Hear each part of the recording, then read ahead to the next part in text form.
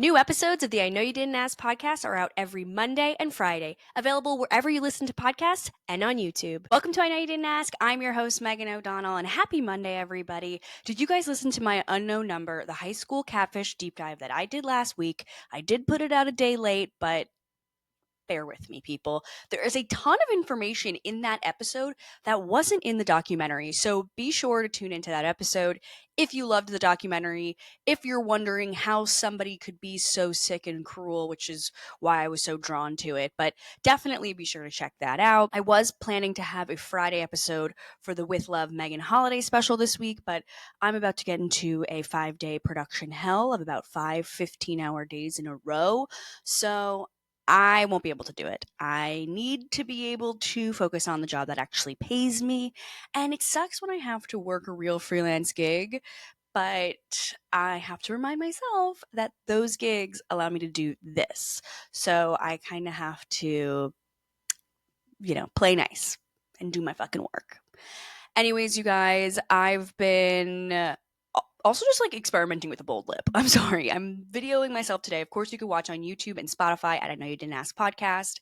And I'm wearing this dark bold lip. I've been really bored with my makeup because I'm like now putting makeup on for these videos, and I've been going through like the dregs of my makeup bag, finding these old lip colors. And I don't particularly think this looks good, but we're mixing it up. So head over to YouTube and Spotify if you're dying to see what my new lip shade is. It's a Bare Minerals. It's so fucking old. Oh, Bare Minerals Queen. Love. Very royal this morning, this beautiful Monday morning here in New Jersey.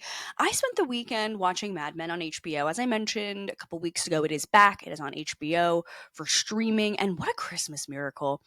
In a world where there's so many shows out there and you never know what you're going to get into, and everybody's like, oh, watch this show. I'm like, oh, about a child being abducted. Like, I don't want to get into new waters right now. I feel like I'm too sensitive. So it's so comforting and nice to watch a show that I know is going to have beautiful sets, fabulous dialogue, gorgeous people, characters who I know and who I love and who are deeply flawed, yet I love them anyways. And it just feels like a warm hug from the 1960s. And it's been really great because my husband's into it too. So now it's a new show alert for the two of us. We did finish Righteous Gemstones, which was just such an amazing romp. I feel like I'm going to have to do an annual rewatch of that show because it was just absolutely hysterical and exactly what I needed right now in these trying times.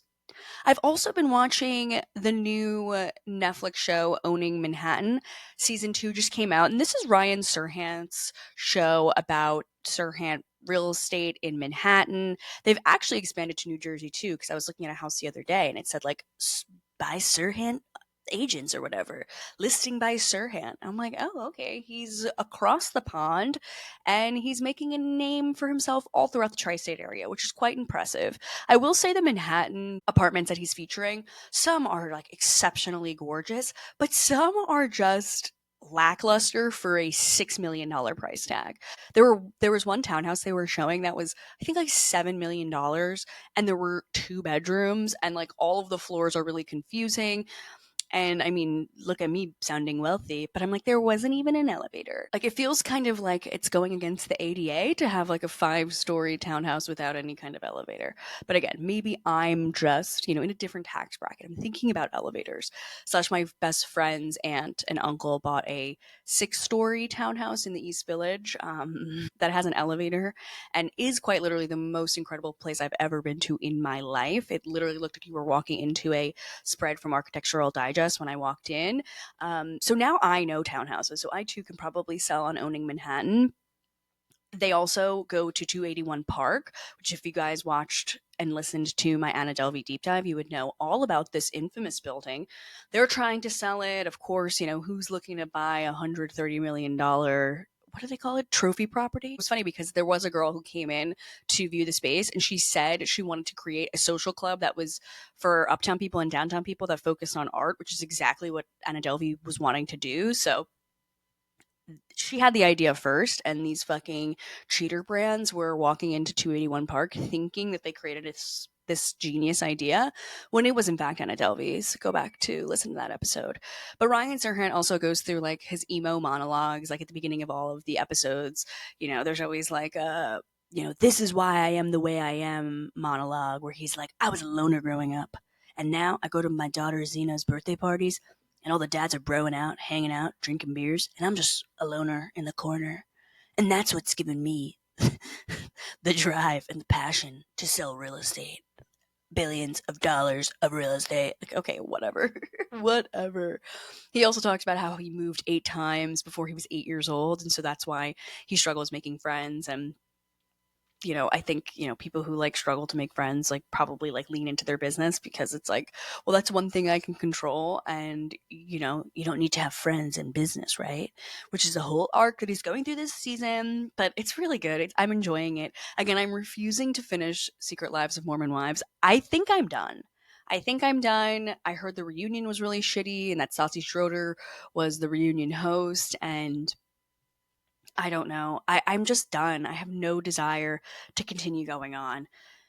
But in terms of television, we have to talk about Diddy's 4-part documentary on Netflix right now called Sean Combs: The Reckoning. And this documentary truly didn't hold back. It kind of paints this picture of power and fame and exploitation and violence that kind of propped up his empire. And it's interesting because as you watch the 4 parts, which a lot of the information throughout those 4 parts have been reported on and discussed, and the victims of his crimes have spoken out before, but seeing it all packaged up in a 4-part series really kind of gave you the soup to nuts details on what's going on and what his past was like and how he's ended up currently in prison. And at this moment in time, is about 100 civil cases against him, and over 77 are still pending. So yes, he's in prison right now, but is going to be out soon enough, and then he will possibly have to go back in for maybe one of these 77 cases that can possibly nab him. But throughout his life and throughout his trajectory of being a celebrity, violence has always followed him, whether it was the CCNY Stampede, where multiple people died at one of his events, whether it was his alleged involvement in Biggie Smalls dying, as well as Tupac. There's a lot of scary violence surrounding him, and it seemed like so much of that was because he was like this insecure, jealous, talentless guy. And so seeing somebody like a Biggie, seeing somebody like a Tupac who had such promise and an amazing future, kind of killed him deep down because he himself wasn't really a musician in that way. He was able to insert himself into lots of music videos and bands and this and that, but a lot of people in the documentary had said that he actually like was quite talentless and like he wasn't a good singer and he wasn't a good songwriter. And we actually see a couple years ago him attempting to come out with a new album, and he was working with a sweet producer named Lil Rod, who was incredibly talented. He played lots of instruments, and he actually became one of Diddy's victims as well, where he said as they were working on this album, he would oftentimes like be drugged and he'd wake up and his lower half of his body would be sore and he didn't know what was happening. Sometimes Diddy would be in the bed with him. There was a lot of different kind of fuzzy memories of what happened while he was working with Diddy, but he also recounts a moment that was never even in the press where they were again in the studio and Diddy and his son actually ended up like shooting some guy in the bathroom for whatever reason, and Lil Rod's like, is everything okay in there? And he like goes in and the guy's like completely bleeding out. So there's just like many moments of physical violence and death, as well as like the deep dive into his relationship with Cassie and Cassie's situation, and that footage of her in the hotel played a million times in the documentary. It's just like absolutely terrible. He came out with a 10-album deal with Cassie after Me and You came out, and he actually never produced any albums with her. He wanted to own her for a period of time. He was looking to groom her. This started when she was 19 when they met. So literally a child moving to New York, doesn't know anybody, meets this billionaire, mega famous guy and just falls victim to him. And they also had one of their gigolos which is like a weird word to say, but that's how he described himself. They had one of their gigolos who they would have um, 18-hour, 24-hour ecstasy fueled sex orgies. And this man talks very candidly about him seeing Cassie get beat the fuck up by Diddy, and how Diddy would be like sitting in the corner and be like, okay, like move your waist down. Okay, fuck her like this. Okay, do that. Like he was like very much like the puppeteer of the weird orgy that they were having. He even said on March 9th, which is National Biggie Day, that that was one of the biggest days for the orgies to happen. And I feel like that's kind of sad and devastating if one of his best friends and artists died. He's like, this is the day I'm really going to fuck my gigolo. And he would fly this gigolo out to Miami, wherever they were, he would fly them out. He even would make him bottle up his semen and then they would take it somewhere, God knows where, and they'd watch Cassie drink his semen. And it was just like very graphic and very devastating. And people had, there were, of course, were the naysayers who, were talking heads on the news being like, well, she could have walked away. She could have gotten on her 2 feet and just left. It's kind of difficult. One, he has signed her for this 10-album deal, so her career is in his hands. And at that point, she's still thinking something's going to happen, even though he keeps saying, like, we're going to work on this album first. We'll do this. We'll do this. It never ends up happening for her. And then also, he is famous, he is a billionaire, and he has a history of abusing and beating the shit out of her. God knows he's probably threatened her that if you leave, I'm going to kill you. If you leave, I'm going to do this, this, this, this, this, this, this. She knew he had power. It's very difficult to leave an abusive situation in that way. And the fact that this poor girl was having sex for 18 hours, I'd rather die. And there was, of course, lots of talk of baby oil. There was GHB, which is a drug laced into the baby oil. It's just really terrible to watch. I will say, go and watch this documentary.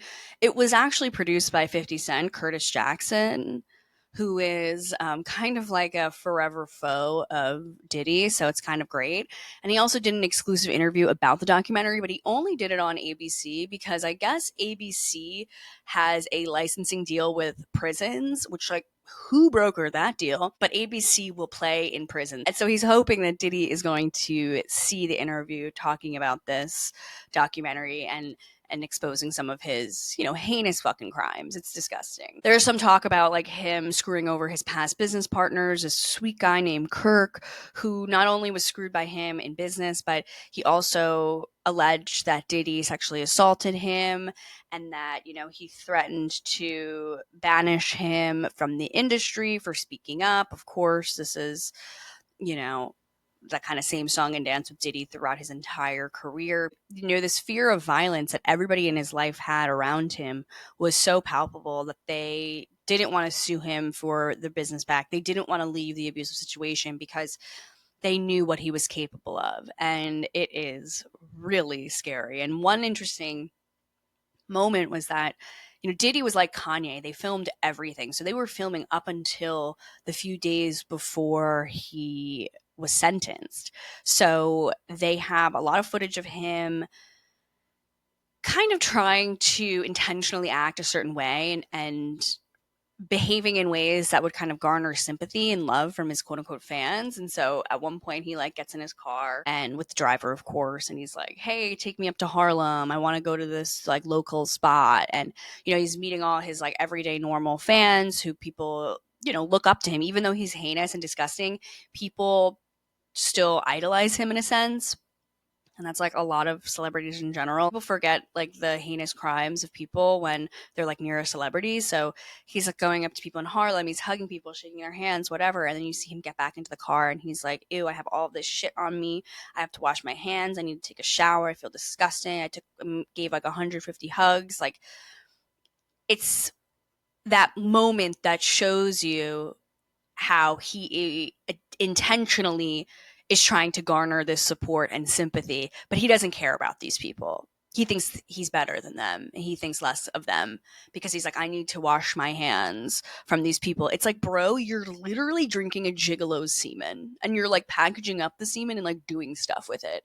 So now you need to wash your hands and have hand sanitizer after shaking some hands, I feel like your priorities are off. There was also one little thing, and then I'll move off this, but Diddy's son attended some of his freak offs and also was a part of some of his drug usage. Justin is his name. And so that's pretty fucking dark too. Like, I don't know. I wouldn't want to attend a freak off, a consensual freak off, but if I was going to, I would really hope my parents wouldn't be there. Okay, you guys, it's the end of the year when the Spotify Wrapped comes out, and my top artist had some plot twists, and let's just get right into it. I did get a few people tag me in their top podcast, so thank you so much. Keep listening, subscribe, tell a friend, tell a foe. Don't tell your mom. Don't tell my mom. But I will say, if you are listening on Spotify right now, hi, great to see you. You can also watch this. You can also leave comments, all the good things. But please leave a review. Any review helps, kind of unless it's negative, but like any review helps to get more people to look at the show. So Apple Podcasts or Spotify, please review the show. That is my one Christmas wish. Okay, so my top artists on Spotify. As I said, this is full of twists and turns. Top artist, Nicole Scherzinger. We know her from the Pussycat Dolls, but I know her from the Sunset Boulevard soundtrack. There was one song on the album called With One Look. It completely stole my heart. I am a thespian at heart. I'm not a massive Pussycat Dolls fan, which I did have to kind of explain to people when I was sending this to like my group chats, with my friends, being like, no, I do appreciate the work of the Pussycat Dolls, but I swear I'm not binging it so much that it's my number one top artist. Nicole Scherzinger's performance in Sunset Boulevard on Broadway was absolutely magnificent. One of the best shows I've seen in my life, certainly of this year. Side note, I did end up seeing Stranger Things on Broadway for my brother-in-law's birthday a few weeks ago, and holy shit, that production was amazing. It was terrifying. And I'm like not a girl who gets spooked often, clearly, because I like live for fucking talking about Diddy. I'm like, nothing in that documentary spooked me. Whatever, GHB in your lube during your 18-hour orgies. I've heard worse. But I will say it was a bone-chilling show. The special effects and the graphics were unbelievable. And I've seen everything. I've seen a lot of shows and I was incredibly impressed. And I was going into it like being a little baby back bitch, like not excited. Like, ugh, I hate this stupid show. I don't even watch the main show, but you kind of get the beats of what's going on. Also, my husband was like whispering in my ear like every 15 minutes, like explaining what was happening, which was really needed and very appreciated. But yeah, Nicole Scherzinger truly was a lightning rod this year in the Broadway circuit. Second artist, shocking development, but Taylor Swift. And it's interesting considering how much I shit on her, but the one album, Evermore, is a head to toe, tip to taint, incredible album. And that is very much an album that I listen to when I'm in a tricky time. It's like emo walks in the park by myself listening to Evermore with my sunglasses on, but I am crying underneath, crying in the shower music. And I didn't realize I listened to it so much this year. So let's see where we land at the end of 2026. I'm hoping better times, less Evermore, and less Taylor Swift having a presence in my top artists. It's kind of embarrassing. Okay, third, which makes sense, was Kendrick Lamar, because I too, like Lisa Barlow, am a Kendrick girl. Jane X is a great album, start to finish. I love all his older works, even his mixtapes. So that one is appropriate. Bad Bunny was coming in at number 4. And again, I'm a fan of his. Bad Bunny was named the top streaming artist on Spotify for the 4th year in a row. So you dumb fucks saying that he shouldn't be performing at the Super Bowl are truly just ignorant. The numbers and the statistics don't lie, like my hips when I'm listening to some of his music. But again, love Bad Bunny. And then last but not least, Dom Dalla. And he is like some, I don't know, like techno guy. I don't know, I'm old. But I only listen and know 2 songs of his. So it's very interesting that he somehow creeped his way into the top 5 artists that I've listened to this year. But Kendrick, Bad Bunny, and Dom Dalla are very much like pump up workout music. Whereas Taylor Swift and Nicole Scherzinger kind of come in clutch for like depression era Megan. So I feel like it does give you a nice picture of where I'm at in my life. Crying or working out. There's really no in between. But again, it's the end of the year. We're gearing up to the holidays. And I have to wonder, does anyone else think the Grinch has BDE? Like, I think the Grinch in the Jim Carrey live action Grinch movie can kind of get it. Like, I don't know. Am I the only one? I don't know. Maybe he's like so topic and like miserable and like kind of grouchy that like I'm into that. I think I have daddy issues. There's like a lot I'm unpacking, but that is something I've been thinking about a lot lately. Again, I'm like talking about Diddy assaulting people, and now I'm talking about how I would bang the Grinch. But again, it's Monday morning. It's 9:34. I have coffee running through my veins and hot takes and deep dives. Isn't that the name of an old podcast? I think I went on that girl's show. Hot takes and deep dives. Oh wow. Okay, let's talk a little bit about the Pantone color of the year. It is Cloud Dancer. It is literally white. And I feel like the absence of color in the color white is now the color. Make it make sense. I don't know what's happening, but I feel like as much as people are like, what the fuck? Why is this white the Pantone color of the year, especially in a year that has like Wicked coming out, where Wicked very much like brought pinks and greens into the cultural conversation a couple of years ago, with green for Brat. Like there are colors that are in our society, but white, I feel like, is a symbol of a blank slate, like a new way for society and culture to just get a fresh start in 2026. Like Jan 1st, 2026, let's all just lean into white. And of course, like whiteness can have lots of different meanings. I mean, you can't not deny that like we are like kind of living in a world that's like leaning white in every single way. So is this Pantone's way of saying that they are white nationalists and they support white nationalists? Like, no, I don't think so. I do kind of think it's more of like blank slate, fresh start. It kind of is giving like looking up into the sky, seeing clouds and thinking of heaven. Like, I feel like all of us just like don't want to be on planet Earth anymore. So it's like, how can I be in the clouds? How can I have my head in the clouds and not think about the news cycle that's reminding us at every moment that people are dying at mass rates everywhere, starvation, killing, rape, violations, GHB and lube, Diddy. Like, there's a million horrible things happening, but Pantone's like, just look up. Look up, look at the clouds, take a breather, think about, your future in a positive way. Like, I hope.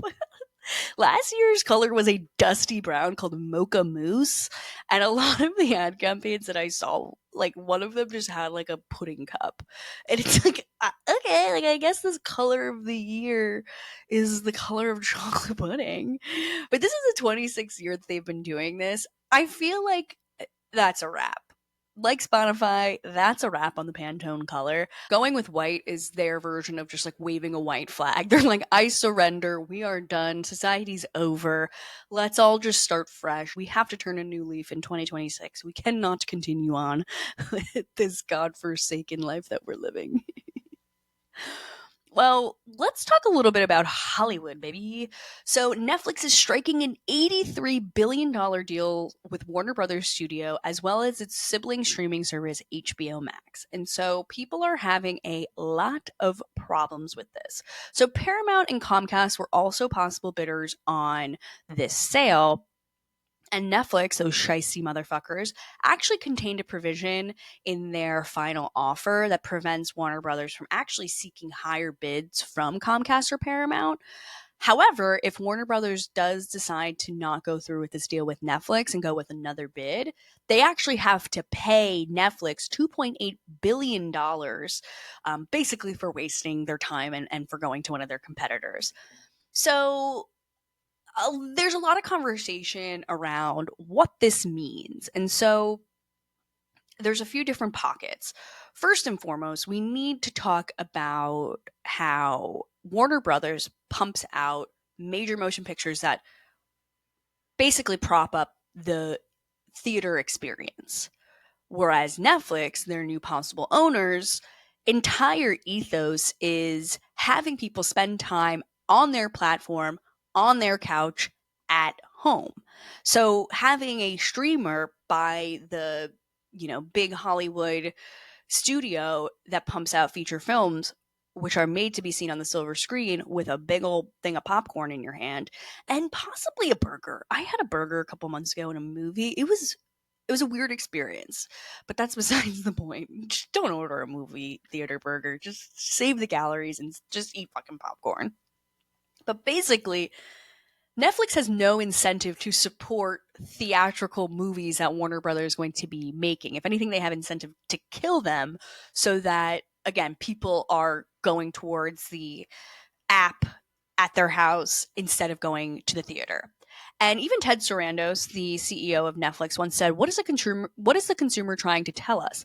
That they like watching movies at home. And he calls theaters an outmoded idea for many people. Of course, theaters are incredibly expensive. A family of 5 going to the theater without even buying treats and stuff is like $85, which is crazy.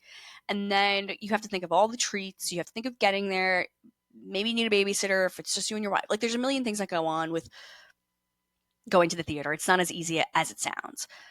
However, it's still like a cultural institution. Like, going to the movies is like an American pastime. Like, that's, culture, it's art, it's, inspiring young kids, it's inspiring old people. It's a thing you do on a Friday night, it's a thing you do on a Saturday night, it's a thing you do on a Tuesday night if you're looking for a deal at AMC.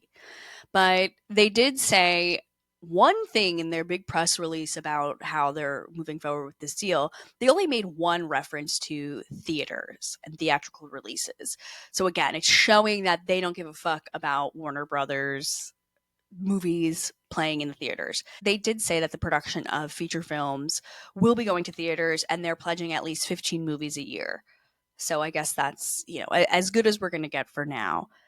But we also have to think about the other kind of realities of this, because when we talk about these mergers and consolidations, you also have to think about like the massive job loss that's going to happen in the film and production industry. It happened when Disney bought 21st Century Fox. It happened when Skydance Media took over Paramount. They have to come in, they need to restructure, and they need to cut costs.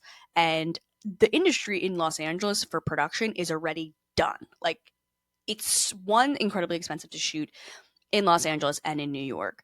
And then post-pandemic, things never went back to the way that they were. Plus, there were union strikes. And of course, there's AI, which is now replacing thousands of workers.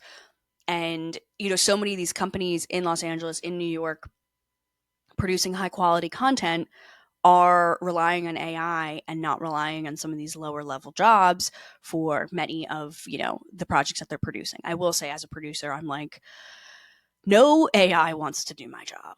Like, even the AI is like, I'm good. I don't want to deal with that fucking nonsense bullshit, which I can't wait to get back into. I've got about 75 hours of production this week. So this week is going to just reinforce why I want to podcast more. So please subscribe. Please listen. Again, tell a friend, tell a foe. I don't care who the fuck you tell, but tell people to keep fucking listening, because I cannot go back to this shitty life. This is also saying that Netflix would now be owning HBO Max, which of course HBO is pretty major. And so would this now mean that all of the HBO shows that we know and love would be going to Netflix?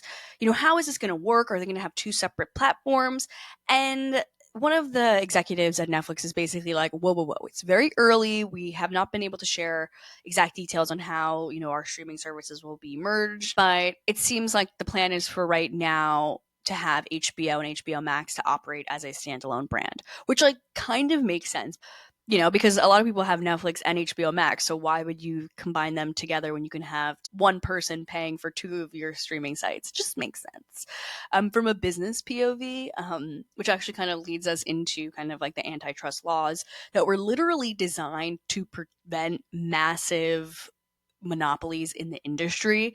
And so, the fear that, lawmakers are having, and production guilds and all of the unions are having with this, is that, the fewer studios and independent companies and streamers means less competition for themselves, obviously, which creates then fewer platforms, fewer different types of stories, and, less diversity in the storytelling that you're creating, which also then leads to higher prices because, okay, I can only pick from 3 streamers, I guess it's this one, and they could say month over month, year over year, we're just going to continue raising prices because you have nowhere else to go. And so with those higher prices, you actually see diminishing returns because you notice that the content that you're watching is actually not as great quality because you have fewer different kinds of stories. You have one central group of creatives who are creating this content,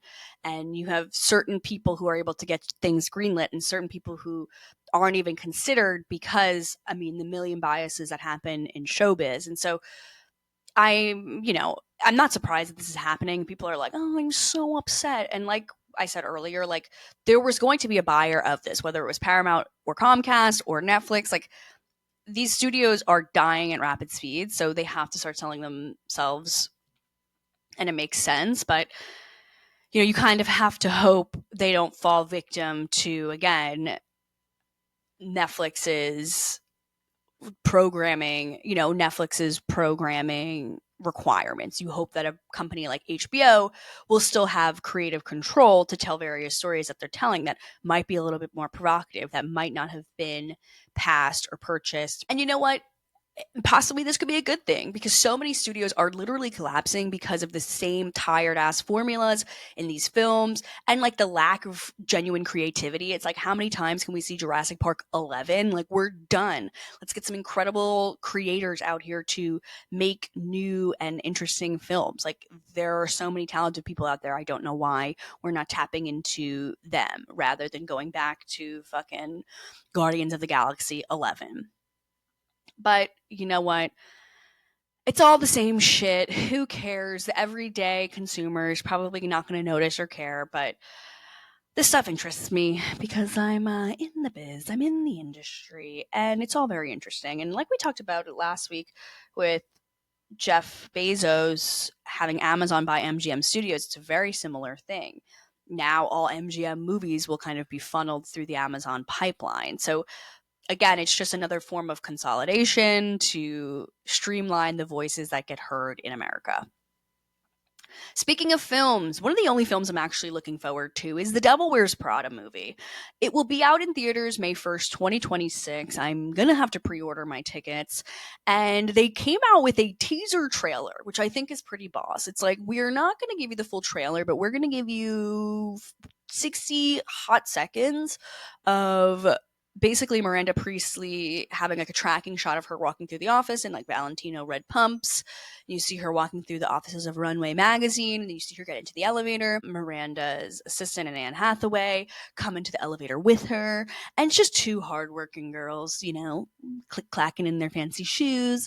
And again, that's really all you get, but even that little 60-second teaser excited me. I will say it was interesting that they put Miranda Priestly in a pair of red Valentino pumps, and it kind of is like an older design with like the red with the studs on them.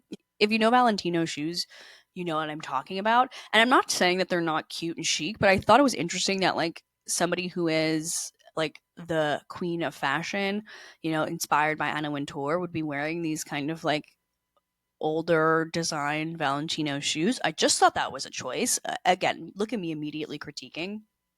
But I read that a bit of the plot of this film is going to be around the decline of traditional print magazines, which I think is very interesting. So I'm excited to kind of see where that goes. And if you guys are interested in print magazine or anything like that, I did an episode a couple months ago about Vogue and Condé Nast in general. And it really talked a little bit about where I think the trajectory of print magazine publishing companies are going to be going.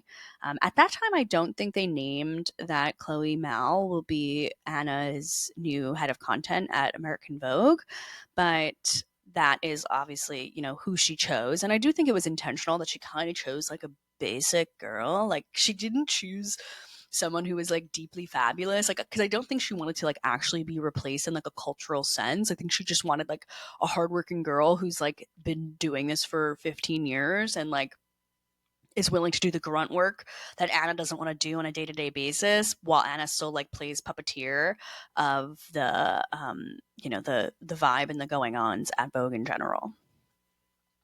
Okay, last but not least, you guys, this is a quickie, and unfortunately I don't have time to do Bravo News today.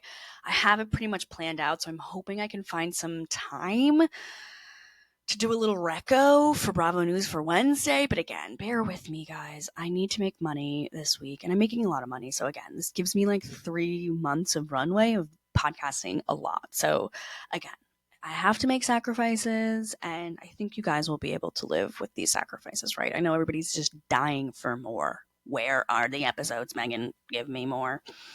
Nobody gives a shit. Miley Cyrus is engaged. She's engaged to a man named Max Morando, and he's giving like young Mick Jagger, Keith Richards, or a Droog from Kubrick's Clockwork Orange. Like he has this like big fluffy head of hair. It's very 70s, 80s rock star, and the two of them met on a blind date back in 2021. They've been together a little over 4 years. And I had no idea she was even dating someone, let alone was on the path to engagement. He's a couple years younger than her. She's 33, he's 27. And we can't forget that Miley was also divorced from Liam Hemsworth, which I completely forgot. And I was reading an article with the Cyrus girls, Tish, Brandy, Noah, and Miley. They were featured as the cover girls on the Cut September issue. I'm reading my September issues in December, but it's better than not ever reading it, right? And there was an article where they all were being interviewed about various things, and Miley was talking about her relationship with her mom in regards to her relationships. And Miley was saying, my mom always wanted me to stay with the wrong guys just because they're hot. And Tisha's like, well, it's actually really good advice I was giving you because after a few years, your ob's going to be miserable. So at least you could be looking at someone who's, quote, friggin' hot while you're miserable. And Miley's like, no. Which is like coming from Tish, it's kind of rich because it's like you were married to Billy Ray Cyrus. And I guess he was like hot shit in the 80s when they got together, but I don't know. I don't think I could ever put up with whatever Billy Ray Cyrus's shenanigans are. And like how beautiful Elizabeth Hurley's putting up with that is beyond me. But Miley's like, yeah, no, I'm actually like looking for guys who respect me. And, my mom would never put respecting respecting me or herself in, her top three categories of guys she's looking for. She prefers them to be hot and tall than like a good man and respectful. I didn't know who this guy was. I guess he's a music producer and the drummer for a Los Angeles band called Lily, Lily. And I've never heard of him. And again, I'm pretty tapped into the culture. So again, don't know him, don't care, but I was assuming he was going to have like a random famous parent, but I don't think he does. So many times these celebrities like find like a quote unquote regular guy and they're like, oh, my mom is Kathy Bates. Oh my God. Yeah, my dad, he's the showrunner for The Last of Us. Like they always have like a massive job. So it's like, oh, okay, so you've been in like Nepo baby scenes together, but it seems like this guy again is regular. And they got engaged a few weeks ago. Supposedly, jewelry industry sources are estimating that the ring could cost up to $450,000. And I don't know where he's getting that money. Max Morando, what did you have to do for that? Because that's a lot of fucking money. And I feel like when you're getting married to a celebrity, it's like, did they kind of help you with the ring? And I know this was like a Vicky Gunvalson trope where they were like, you paid for your ring. And she's like, well, maybe a little. Like, maybe I gave him a little scratch for the ring. And I guess if that works in your relationship and if you want like a big ass honking ring and your man can't buy that for you, then you gotta do what you gotta do. But isn't like a part of like being in love is like accepting everything about your partner, and that also comes with like accepting the financial realities of your relationship. But I guess like again, when you like want a big fancy massive rock on your finger, which I find like tacky, like I don't know, I don't do like the big gross rings. And don't get me wrong, I have a gorgeous 2 carat ring, sparkling like no other, but I don't know. It's just like not a honking big fucking ring pop on my finger. Like I think there's a limit to how large rings can go. And now I think with like lab grown diamonds and moissanite and like all of these other like alternative diamond sources, it's like, sometimes you see a big ring and you're like, oh, that's not $450,000 like Miley Cyrus is. It's, $3,000, whatever, for a 12 carat fucking big ass rock. But that's besides the point. I have to say, this year's been very huge for Disney alumnus who have gotten engaged or married. Selena Gomez, Demi Lovato, Zendaya. It's also my year. This is my crop of ladies who we're all just in this incredible phase of our lives. I mean, I don't want to do bets on who's getting a divorce first, but it's not going to be me. I can promise you that. Between Selena, Demi, and Zendaya, and Miley, I mean, Demi, obviously. I would say Demi, Miley. I'm between Selena and Zendaya because they both have guys who are down bad for them. And they're publicly down bad. I don't know how down bad Max Morando is or Demi Lovato's, new Klingon boyfriend is. But I'm gonna say Selena ends it before Zendaya. I'm shipping Zendaya and whatever that cutie's name is, I can't remember. But yeah, I mean, we all can't live happily ever after, right? So one of us has to go. I'm truly going to hell. Anyways, you guys, that brings us to the end of today's episode of I Know You Didn't Ask. Thank you so much for listening. I actually had a lot of fun with this one. Again, I'm going into a hole of work for the next few days, so apologies for not responding on DMs. I'm just going to be in the thick of making money for my family. I'm a provider.